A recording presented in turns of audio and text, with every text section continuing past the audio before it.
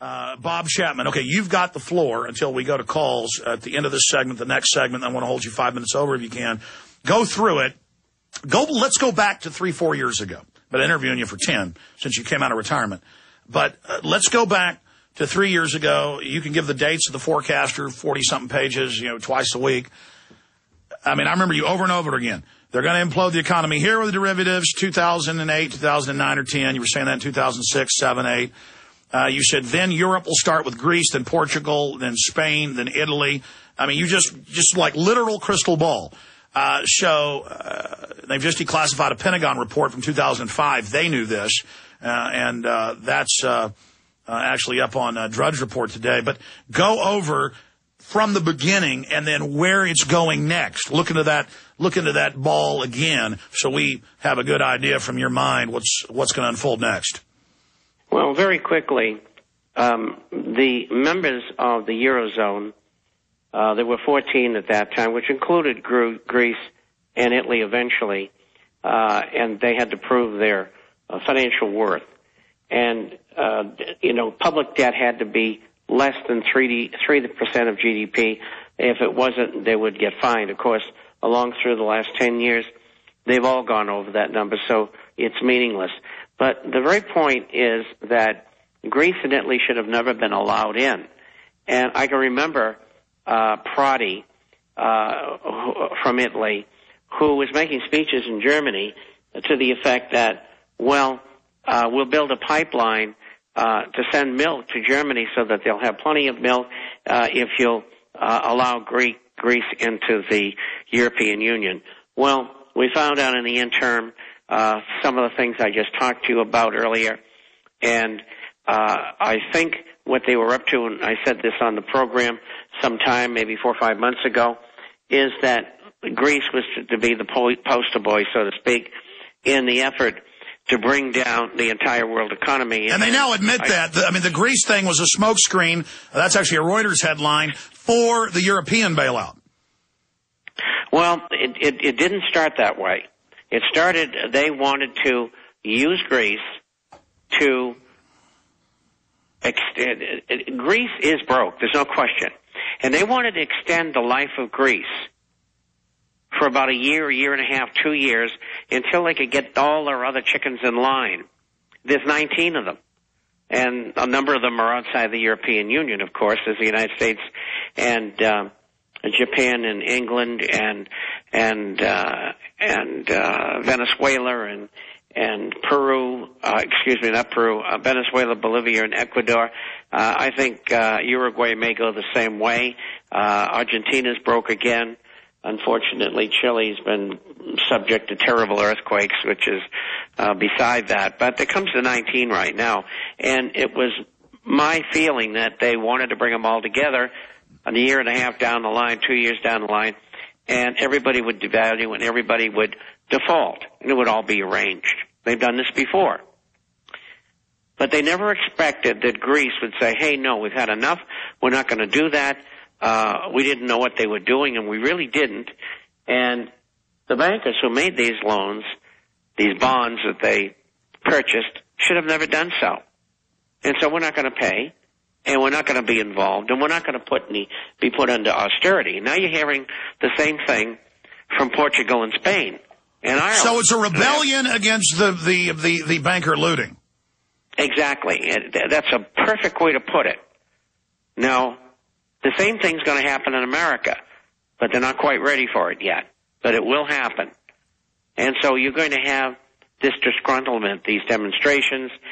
You may even see civil war in some countries. And Greece is a good example of where that could happen. At the same time, we're talking about the Trilateral Commission calling for a Third World War, because they want to diffuse and deflect the attention from their efforts to bring down the world economically and financially, but at the same time blame it on a war with Iran or whoever they're going to attack. And that's what they're up to. And their plans have been thrown up in the air. Greece has screwed the whole thing up for them. So now they're going to have to come up with all this money and $1 trillion is not going to do it, I promise you, of which $65 billion is coming from the United States via the IMF. So you American citizens out there should be happy to know that you're helping to bail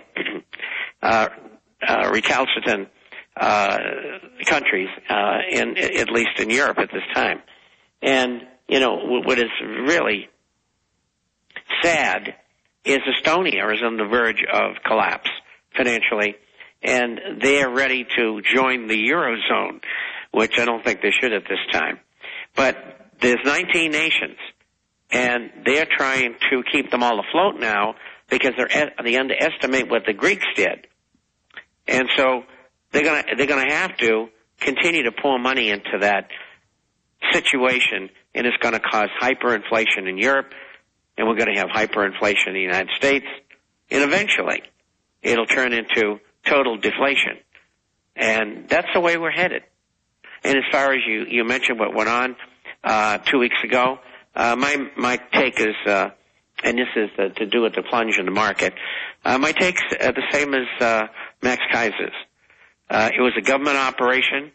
It was a terrorist attack on the people who invest in the U.S. stock market, and the reasons why they showed their power, probably using Goldman and others to knock the market down by sucking the liquidity out of the derivative market.